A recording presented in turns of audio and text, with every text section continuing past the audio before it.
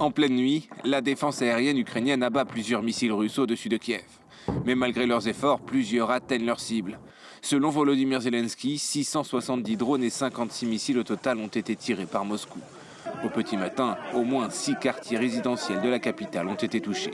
L'onde de choc m'a projeté au loin. Le missile venait de là. Il a peut-être été intercepté. Il était en feu, puis il a atterri juste là. J'ai reçu des éclats de verre.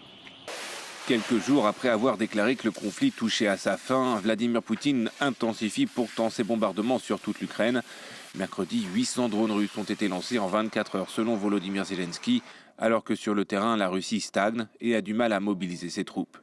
Kiev et Moscou s'accusent également mutuellement d'avoir violé le cessez-le-feu de 3 jours annoncé par Donald Trump la semaine dernière.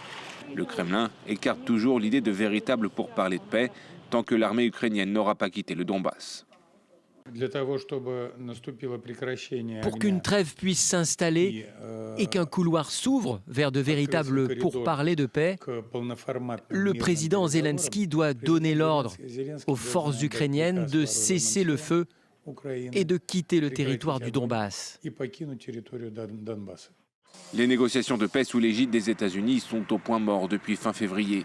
Volodymyr Zelensky accuse la Russie de profiter du voyage de Donald Trump en Chine pour frapper plus durement l'Ukraine.